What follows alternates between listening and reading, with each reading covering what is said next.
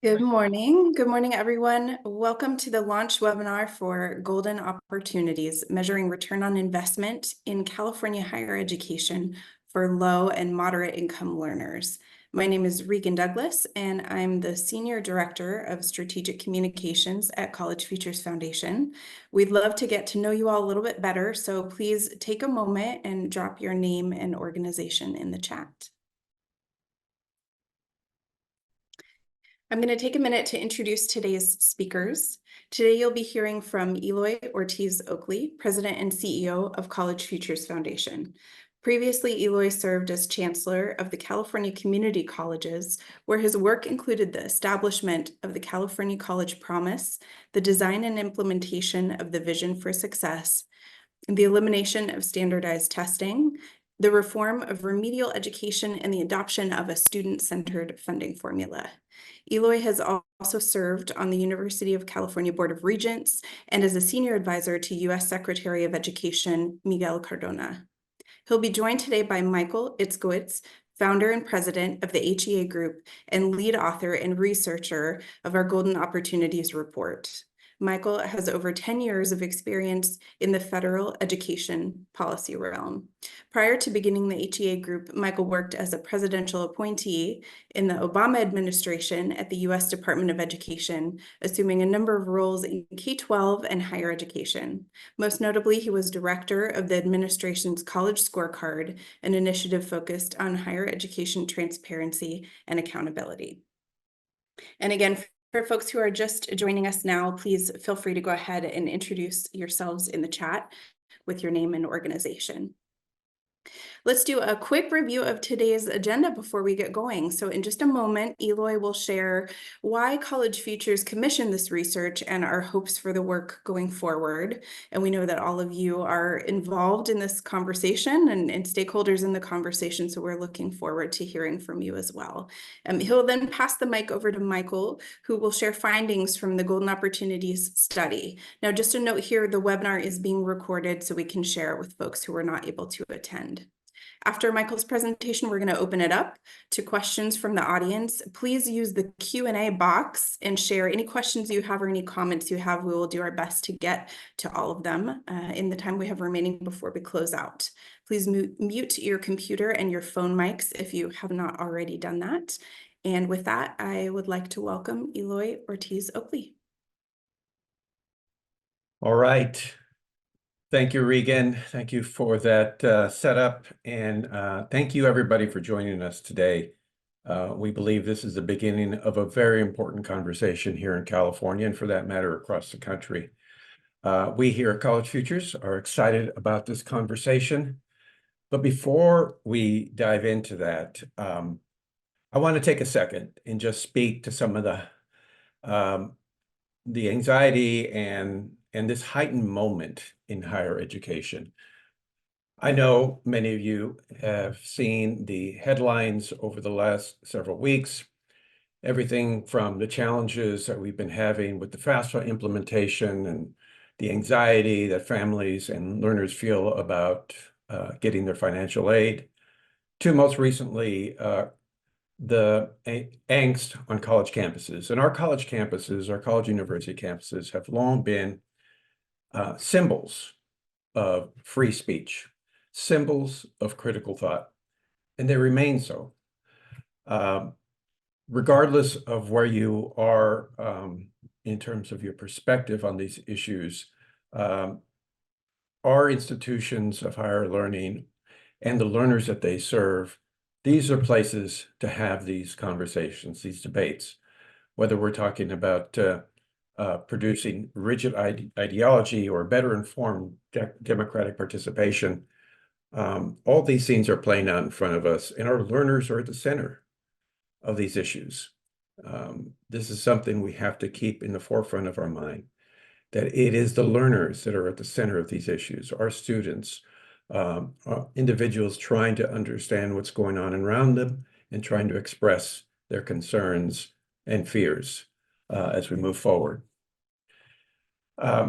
One thing we know for sure is that millions of Californians aspire for a better life for themselves and for their families. This is true not just in California, this is true across the country. And these individuals, these learners, their families, they look to education as the lever to improve their opportunity for a better job, their opportunity for a better life, not just for themselves, but for generations to come. And so we here at College Futures also wish the same for them.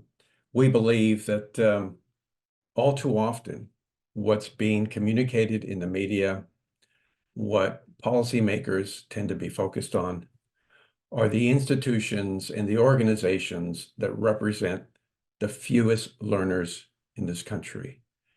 The value question, the value proposition is dominated by institutions that reject the majority of students that try to attend those institutions, the wealthiest institutions. And we believe that conversation, that narrative is all wrong. Let me be clear. We believe that it is wrong.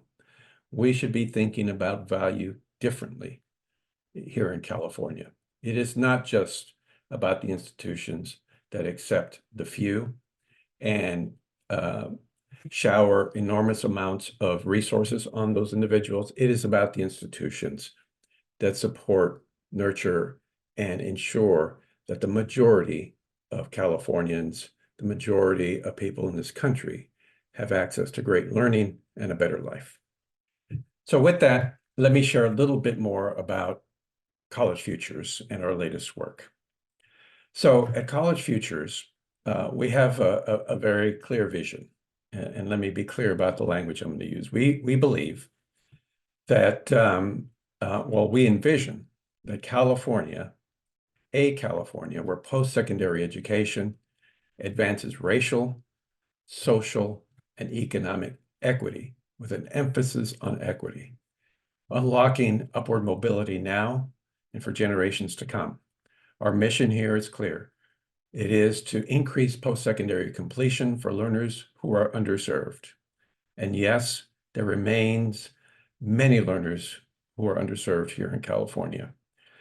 We want to see learners centered and their aspirations and needs clear, that they are clearly centered and include building a better life for themselves and for their families. And so we see this as important for the learner and their families, but we also see this as critical to them advancing economically and for the state of California to remain an inclusive, vibrant, and strong economy. So these are all important pieces to the puzzle. We want to ensure that California remains the Golden State, hence the title of our report, Golden Opportunities. But we also know that today learners are asking salient questions. They're asking critical questions, and they have been asking these questions for some time. Is higher education worth their investment? We believe that we are in a crisis moment, particularly when it comes to higher education opportunity. We all know that the cost of attendance continues to rise. We've heard that refrain time and time again, before the pandemic, after the pandemic. The cost of attending colleges and universities continues to increase. And the media headlines are all reminding us that the public is asking questions about the value of a degree.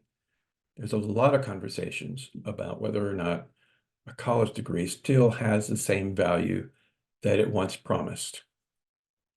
We also see that, again, the post-secondary narrative is dominated by a handful of institutions. We feel that that is the wrong conversation to have when thinking about value. Value should be defined by increasing economic opportunities for the many, not the few. The reality is that higher education is one of the largest investments that learners and their families are going to make in their life, especially for low and moderate income learners. Some of these learners may not have the opportunity to invest in their own home for quite some time. So this will be their greatest investment. And so when learners spend their time and their money on post-secondary education, they should see a return on that investment, and it should be transparent.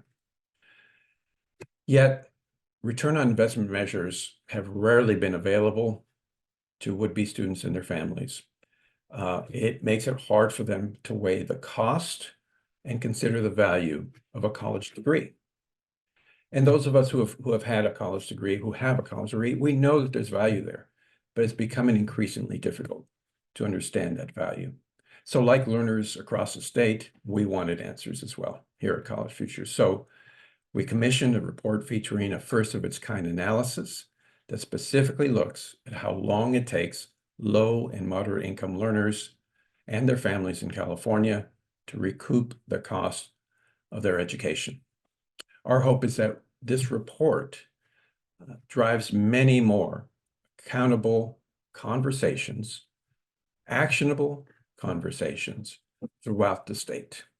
This is about raising questions, about opening the door to more answers when it comes to delivering on value, improving access, and creating meaningful improvements in student outcomes. That's what this is all about. We are beginning this conversation here at College Futures. We want to drive more and more questions throughout the state and seek people, institutional leaders, policymakers, and third parties. We invite them to sit with us to talk about those answers.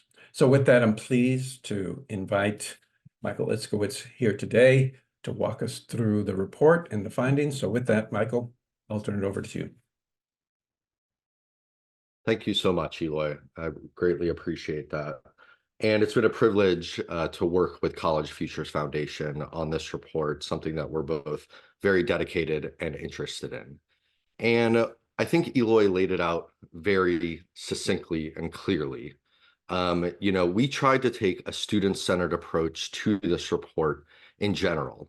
And what does that include? Well, what we know is two things. The number one reason why students attend higher education today, whether we like it or agree with it or not, is for greater employability and to obtain a financially secure future. That's been the number one reason year after year through the UCLA survey. We also looked at other sides of the coin to think about what's the number one deterrent. And we've seen recent surveys come out that suggest that the number one reason why students don't attend college is because of cost, affordability. So when thinking about what kind of outcomes low and moderate income students take, being that this can be one of the most expensive investments that they'll ever make beyond getting a mortgage, we decided to combine these two measures together and think about what sort of return on investment are they actually getting, with the hopes that we can ensure a better return on investment moving forward in California and nationwide. So as mentioned, this study comes from data provided through the U.S. Department of Education's College Scorecard. This is a robust database that includes over 6,000 institutions, 2,000 different data points on each individual institution, but we decided to tailor this to the state of California. And being that it's one of the biggest states in the nation, it provided us with a robust data set to examine. Specifically, 731,000 low and moderate income earners were included within our data. There were 292 institutions across the state. Those institutions each year enroll nearly 2 million undergraduate certificate and degree-seeking students every single year.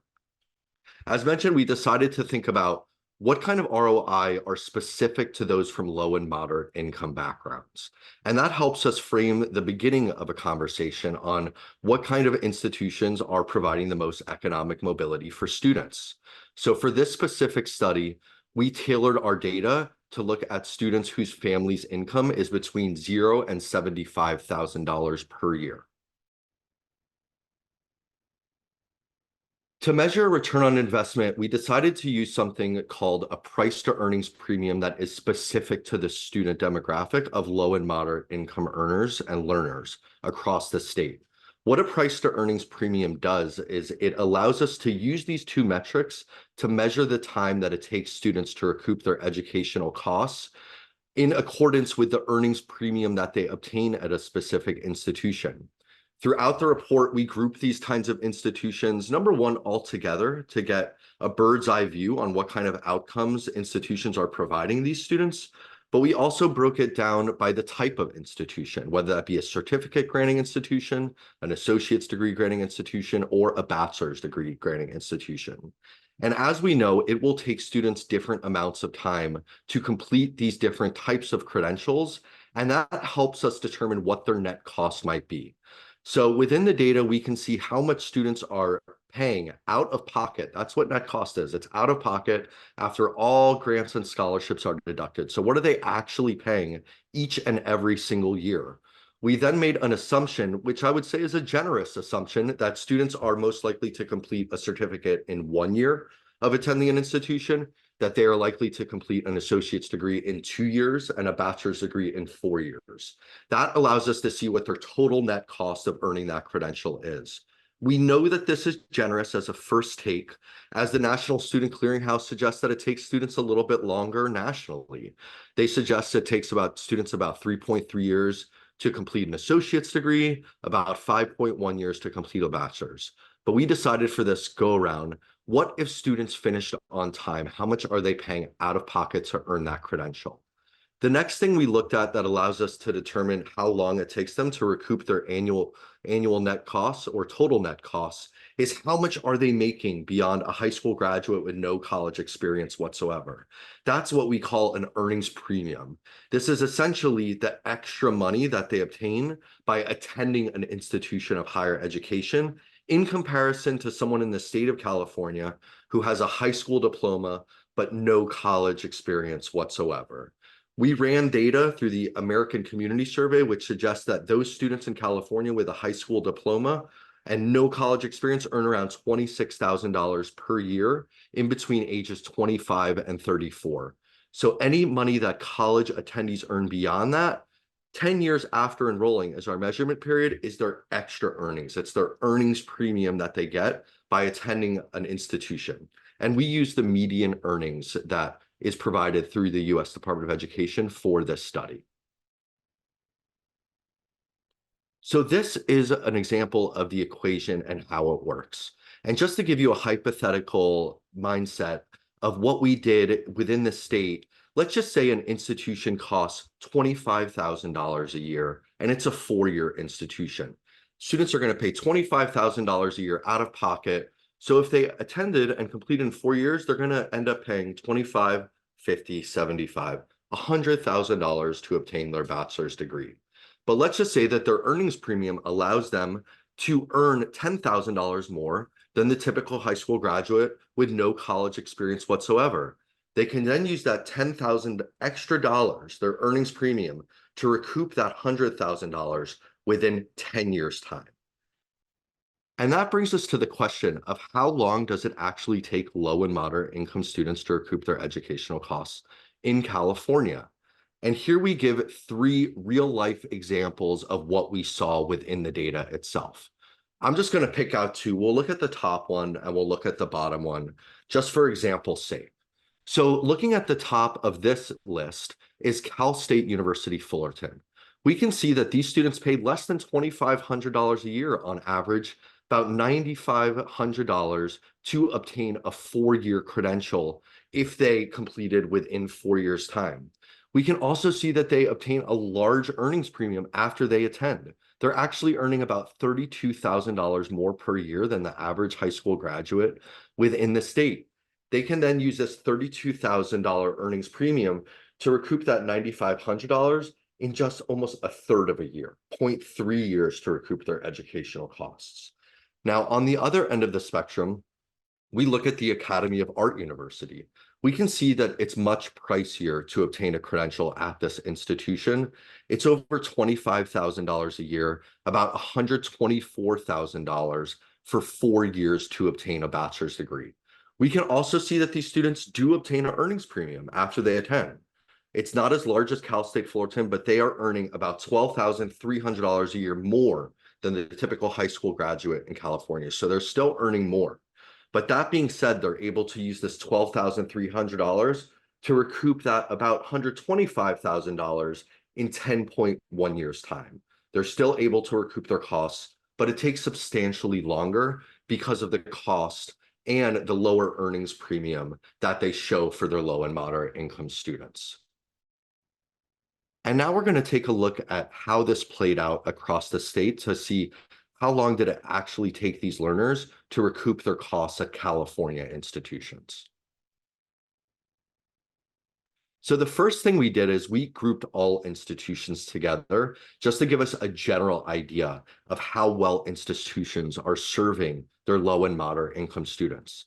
And I would say some of the news that we saw is rather encouraging. Some of it came off as a little worrisome, but we were encouraged to see that almost 4/5 of institution allowed their low and moderate income students to recoup their costs in 5 years or less. That's something to be celebrated across the state of California. We also saw that almost a third, 31%, allowed these students to recoup their educational costs within 1 year or less.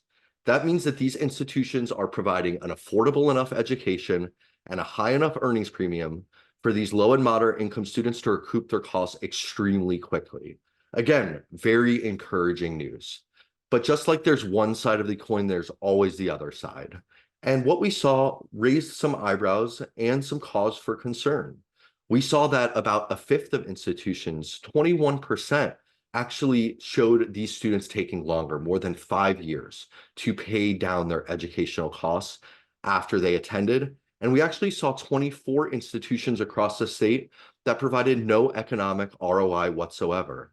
That means that even 10 years later, the majority of these low and moderate income students are earning less than the typical high school graduate.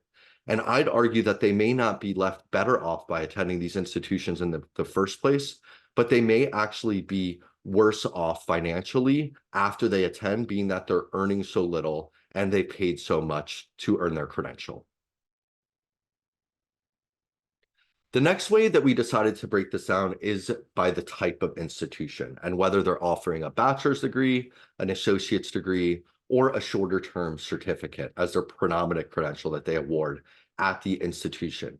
And what we saw here is that it was actually associate's degree granting institutions that allowed these students to recoup their educational costs the quickest. In fact, about 96% of associate's degree granting institutions showed the majority of their low and moderate income students able to recoup their costs in 5 years or less. So we really saw great outcomes at these institutions, once again, implying that they have provide an affordable education and a high enough earnings premium for these students to be able to recoup their costs very quickly. We saw somewhat similar, but not as strong results at bachelor's degree granting institutions. About 84% of them allowed these students to recoup their educational costs in 5 years or less. Just thinking about it, it takes longer to obtain a bachelor's degree. It takes 4 years worth of costs instead of 2 years worth of costs. So while the earnings premium may be high, it still is taking these students just a bit longer generally to recoup their educational costs over time. We did see certificate granting institutions that are the least likely to show a quick payoff. And what we saw is that actually about a quarter of them showed no economic premium for their students whatsoever. The next thing we decided to look at was whether it matters dependent on the sector of institution that is offering the higher education. So we looked at public granting institutions, we looked at private nonprofit institutions, and we looked at for-profit institutions to see if there were differences in the data after we disaggregated it. And again, some of this, we saw very encouraging news for low and moderate income students who pursue a post-secondary education in the state of California. 99% of public institutions showed these students able to recoup their costs in 5 years or less, something to absolutely be celebrated. Over half of public institutions, 54%, showed the majority of these students able to recoup their costs in 1 year or less. So again, very encouraging news. We saw other results at private, nonprofit, and for-profit institutions. There weren't many that allowed these students to be able to recoup their costs very quickly within 1 year or less. About a tenth of private and less than 5% of for-profit institutions allowed these students to be able to recoup their costs within that quick 1 year time frame. We did see them taking longer. About a quarter of private, nonprofit, and over half of for-profit institutions actually showed the majority of their students unable to recoup their costs within 5 years. So after examining the data, which we included in the appendix and also within a downloadable data set that we hope you check out and you can peruse for yourself, we started to notice something interesting, is that some institutions that provided the quickest ROI didn't necessarily enroll a high proportion of low and moderate income students. So while the low and moderate income students who go there are going to absolutely get a great return on their investment, some institutions hardly let any of these students in. So we started to think about what is the actual point of higher education in general? Is it to really reward the few and the fortunate, or is it to recognize the many that enroll a diverse group of students, lift them up, and leave them better off than the previous generation? So this caused us to slice and dice the data in a different way to see if we can identify institutions who are serving a broad group of students, but also allowing for a very quick return on their educational investment. So we actually looked at institutions who enroll more than 50% Pell Grant students. Those are low and moderate income students, but also allowed for them to be able to recoup their educational costs in 1 year or less. And what we identified are 9 institutions across the state who are truly delivering on this promise. They're not only enrolling a broad group of students, but they're serving them extremely well in terms of economics. As you can notice, a lot of these fall within the Cal State system. We can notice a number of them. So again, we're going to continue to look at this, but this was just our framing to identify some of these institutions that are serving a broad group of students, but also allowing a very quick ROI. And with that, All right. back over to Eloy. So we hope you enjoyed the presentation. Thank you, Michael. Appreciate you walking us through your findings. And I know that it spurred several questions. We are going to cover some of those questions now. If you have questions, please feel free to put them in the Q&A chat section of this Zoom webinar. We've already gathered several. Let me just say a few things before we get to those questions. This is exactly what College Futures intends. This is the purpose of this work, is to generate a lot of questions. This is what we feel is the most important part of this work. The second thing I want to say, which I know came up in some of the questions, is there are lots of different ways that we could have gone at this work. We wanted to begin with one of the more generous looks at the data.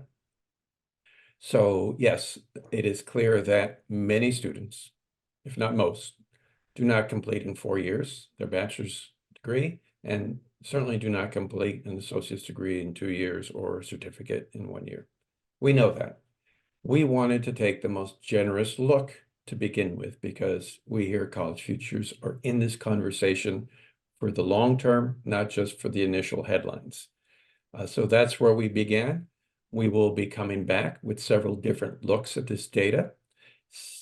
Many will not be as generous as the first look. We will have the opportunity to dive into program level data and various different iterations of the data. We also understand that this data, this cohort, is taken several years back. I'll let Michael talk about the data in a little bit, where it comes from, what's included in the cost, who reports this cost. I'll kick that over to him in a minute. But we know that the cohort that we're looking at began before the pandemic, began at a time where costs were increasing, and certainly the cost of attendance continues to increase before tuition increases and a number of other issues have transpired since then. So we will continue to take a look at this data over the next year, 2 years, 3 years. This will be an ongoing conversation that we will be engaged in here in College Futures. So I see several questions. Let me begin to get to them. Please feel free to continue to add your questions. Let me begin with a question for Michael. Michael, there has been several questions about what is in the cost. Is debt in the cost of books, given that for many of these low-income learners, community colleges are free? Is the cost of attendance included? Can you describe what's in the cost and who reports that information? So yeah, oftentimes when we're looking at this sort of metric, we use net cost. And net cost is essentially the cost of attendance. That can include books, that can include transportation, and that often includes housing. And just to remind folks, this is something that is reported by the institutions themselves. So they're saying, how much does it cost these low and moderate income students to attend our institution, taking all these different factors into account after all grants and scholarships are deducted? Sometimes you've probably seen studies that just look at debt relative to earnings. And those are fine, but they answer a different question. We use net costs for this specific study, and that can be paid either by students' personal finances, if they have the money to pay it, but it can also be paid, and is often paid, through student loans. So it essentially bakes in debt, but it actually is a better ROI, provides a better ROI, in my opinion, to think about what kind of return are students actually getting on their educational investment. Thank you, Michael. And just to refresh everybody's memory, this is data that's reported by the institutions themselves, correct? Correct. The net cost is reported by institutions themselves. And I would say that the data that we look at for earnings, it's administrative data, which is essentially the best kind of data that you can get in comparison to surveys and other things. It's seen as more reliable. So we looked at earnings for low and moderate income students 10 years after they've enrolled in the institution. We're actually able to match financial aid recipients within the state of California, federal financial aid recipients, to earnings that they report through taxes. So it's their actual tax data that we receive through the Department of Education in the aggregate, whether that be through mean or averages. Right. And I saw a question in here about, again, asking the question about how do we define low and moderate income learners? And the way we've defined it is $0 to $75,000 of earnings. Is that correct? That's correct. And where do we get that information from? The net cost is reported by institutions to the U.S. Department of Education. Yeah. That's through iPads for anyone who's into the data stuff. And also it's broken out in that way. We were able to use a weighted average through college scorecard data. So we're able to see how much this group of students, this demographic, actually earns 10 years after they've entered each of the 292 institutions in California. Great. And I'll just make a quick comment and answer another question that I saw. We see the Department of Education trying to improve the availability of data that goes out nationally. A lot of these questions that we're talking about today are also being asked at the federal level, so we hope to see more and better data going forward. Also, I just want to note that these are 292 institutions that are consider themselves located here in California. We know that there are institutions that serve Californians that are not physically located in California. Certainly all of the major online, Southern New Hampshire, Western Governors University, Arizona State University. We will look at, find ways to look at that data in the future. But for now, these are just institutions that are here in California. Now, there's a question in here, were we surprised by the findings? And I would say, given my long experience here in California, generally speaking, no. California remains one of the best states in terms of providing quality access to post-secondary education in the country. That being said, it is not, we still have a long ways to go. Certainly, the governor's push to more clearly align institutions and programs of studies with career outcomes, is push for a career education master plan, I think aligns very well with the direction that we're going. And so we still have a long ways to go. So am I surprised? No, I'm not surprised. But as we dig in deeper, there are some disturbing elements that we will, I'm sure, uncover. Questions about race and ethnicity, questions about gender in different programs of study, questions about where low and moderate income learners are going and what programs of study they're taking. So there's numerous questions that you can raise. This data is going to be available to everyone. So other advocacy organizations, partners, third-party intermediaries want to use this information to provide different looks for California learners of this data, then we would welcome that as well. Okay, let me dive into another question for Michael. So there's several questions in here about Cal Grant eligibility. How do you see the difference between sort of Pell eligibility and Cal Grant eligibility in the data that you're looking at, or do you feel comfortable that the Pell Grant eligibility picks up all those learners? Yeah, so within the ROI itself, any grants, that could be state grants, in addition to federal Pell Grants, should be included to provide the net price for those specific groups of students. So Cal Grants or any institutional grants that they offer themselves should be reflective within the data, and it's reflected within the net cost that those institutions report for that given demographic. Another question that's coming up quite a bit is what about those learners that didn't complete? Where do they show up? Do they impact the return on investment? What impact does this whole population of some college no credential learners show up and impact ROI?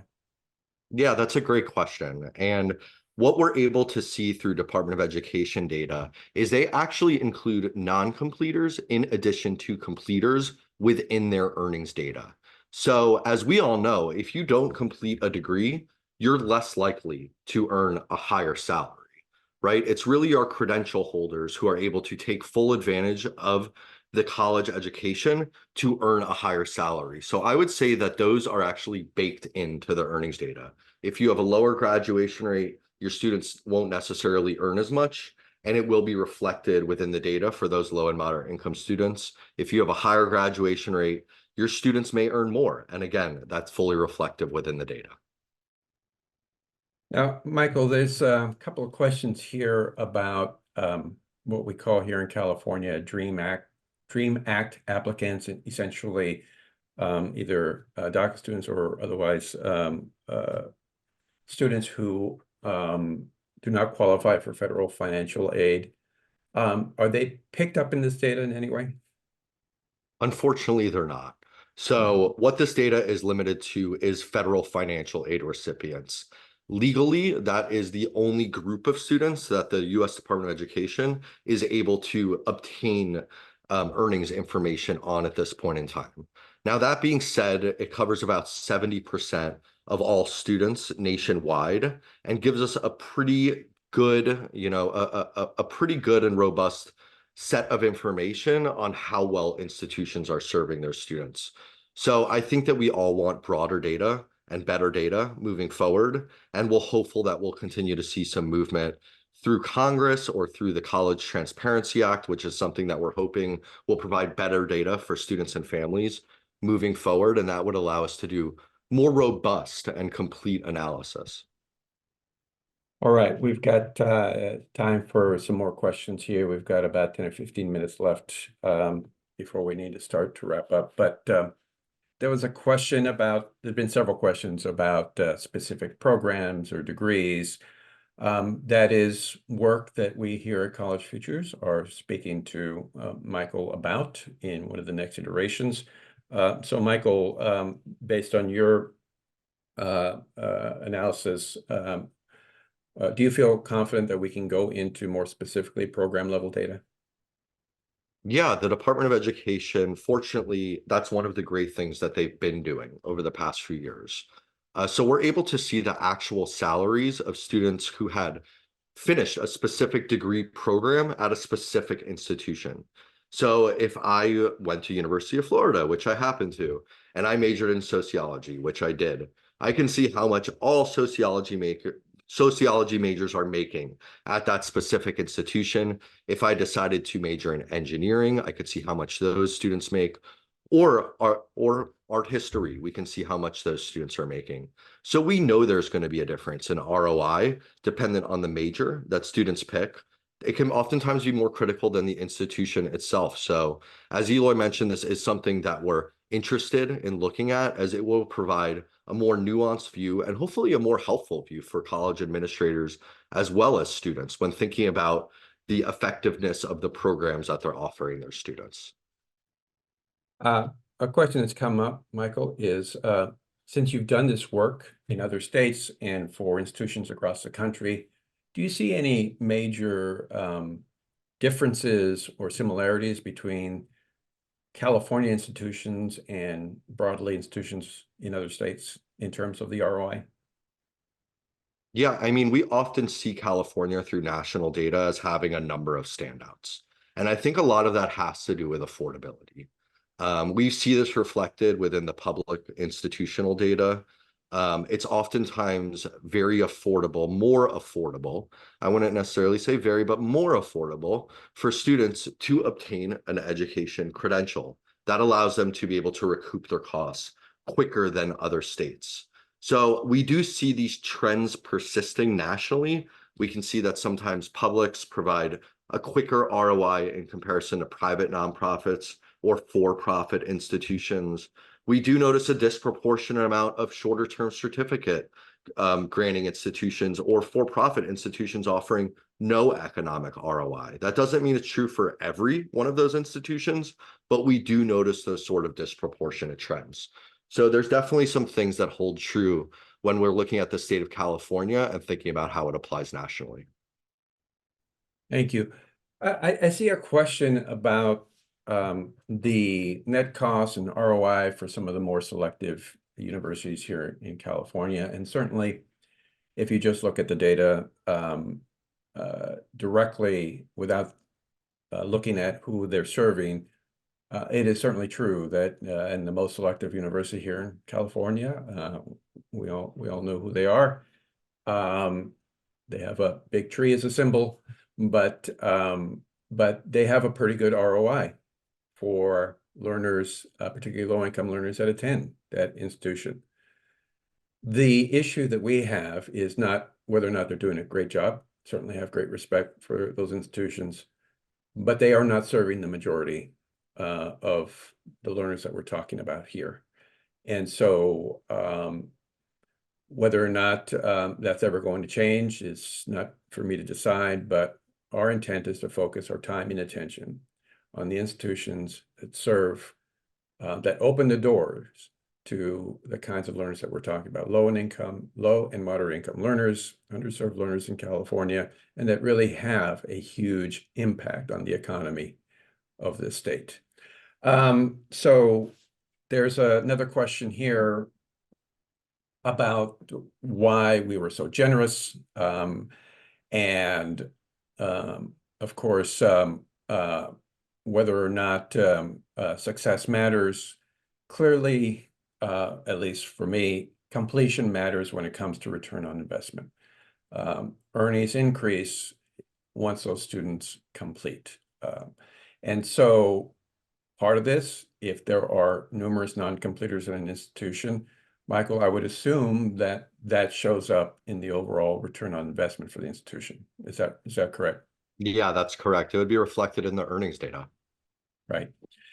And so we are going to be less generous in the future.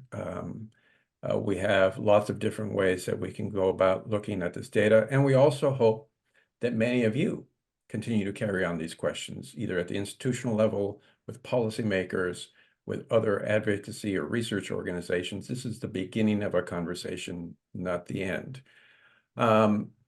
So let me grab a few more questions before we begin to wrap up. Let's see here. So there's been a lot of questions about cost of housing, cost of books, and just to repeat, because I think you've answered that question, but let's put a fine point on it. All that information is included in the net cost, correct? That's correct. Yeah, it's actually the net cost, which looks at the total cost of attendance, which includes all of those factors, minus the amount of scholarships and grants that students get. So it's very important when we think of housing, just as one example, students need a place to live when they're going to study. So the institution itself calculates that as part of the overall net price calculation. There's a question here that just came in. So if non-completers were factored into the earnings data, the actual increase in earnings for a particular institution may be higher when you complete the program. Would that be That's correct. probably I yes? mean, Mhm. yeah, if we complete a college program, you're more likely to earn more. So institutions that have high completion rates may show higher earnings outcomes. And that's definitely reflected in the data. So this also brings up a question for us here at College Futures. What's going on with this lost investment? These learners that have some college no credential, that is certainly a question that we are interested in asking as well. There are lots of Californians who were promised a return on investment, at least through the implicit promise that our institutions make to those learners. And for whatever reason, they didn't complete. Whether or not life got in the way, whether or not it was the health effects of the pandemic, whether it was just frustration that the institution could not provide a schedule that fit in the life of that learner. This is, we feel, a lost economic value for the state and lost economic value for that learner and their family. So we invite our partners to work with us to ask those questions as well. We want to understand what is the best way to re-engage those learners and get them to complete, because completion matters when it comes to participating in the economy. There's a question here. Can you confirm that student earnings are based on 10 years after they enrolled? I can confirm that is the case for this study. I see there's a lot of researchers out there who want to make sure that they understand your methodology. There's a question here. Do you plan to do another study post-pandemic and post-FAFSA? Well, I don't think we'll really learn the impact of the current FAFSA situation for some time. How much time do you think we would need to even consider that, Michael? Probably another 5 years, to be honest. The data that gets reported and ultimately the data that we have for earnings for students is usually, a year or 2 or 3 behind. It takes that long to get the data back. So I would say it's going to take us a little while to figure out the effect of the pandemic and the FAFSA situation that's going on today. And I would just remind everybody that things happen every year that impact learners' ability to complete their education. We know, particularly underserved learners, we're always moving the goalposts on them. We're always making it more difficult for them to complete. So while we have situations this year that are particularly alarming, we also had a pandemic. We also have changes in the economy. We also have the impact of AI on the economy. So all these things will be baked in as we roll forward. What we want to see at College Futures is for this to be an ongoing conversation, not just a College Futures conversation, but a conversation that happens with institutional researchers at the system level, at the campus level, policymakers asking questions of our leaders. How are they thinking about return on investment? Institutions creating more transparency around not just the cost of attending, but what they should expect in terms of return on investment. Lots of colleges and universities across the country are beginning to do that. We want to see more of that. Department of Education is thinking about rewarding that. Again, we want to see more of that. The more questions we ask, the more that we begin to think about changing the narrative here in California. And just think about it this way. When Michael started at the Department of Education, the Obama administration, the thought of completion data was just still new.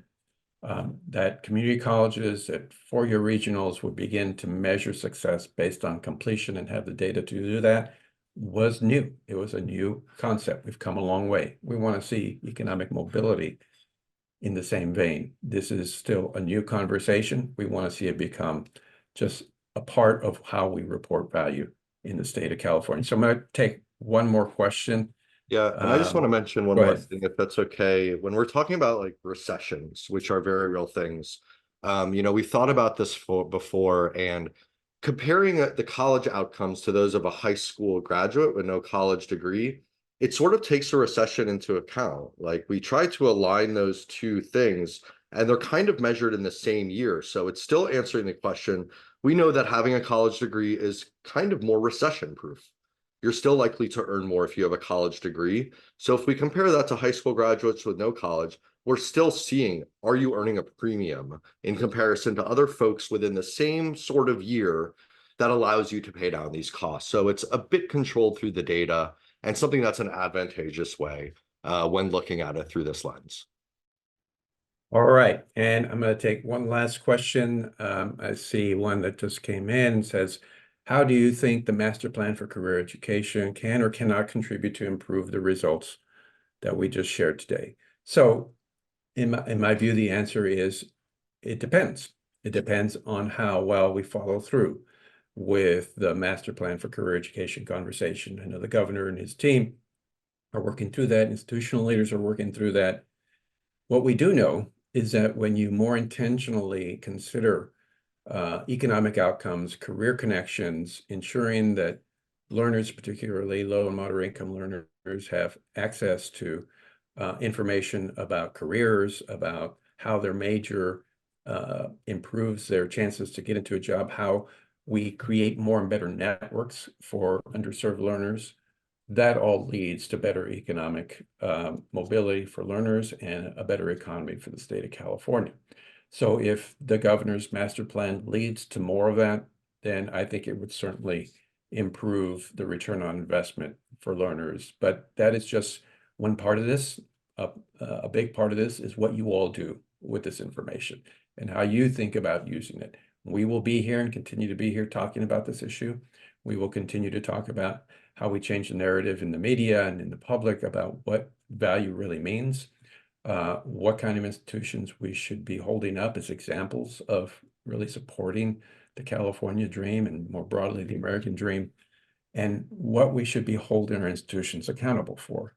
So this is the beginning of the conversation. We're proud to be in this conversation with you all. We thank you for being here, for listening, for asking all these questions, and we hope to continue to engage on these questions with you going forward. So again, if you want more information about what we just talked about, the Golden Opportunities Report and the analysis, on your screen is the web address where you can get the information. If you want to learn more about the HEA Group, please feel free and visit the HEAgroup.com and continue to follow us and our work here. Again, this is the beginning of our new strategic direction, College Futures. We have always been here in California, only focused on California, focus on underserved learners in California. We're going to continue to do so. We're going to continue to drive this conversation and do more and deeper analysis. So, and we invite all of you to join us in that analysis as well. So I want to thank Michael Itzkowitz again for his work.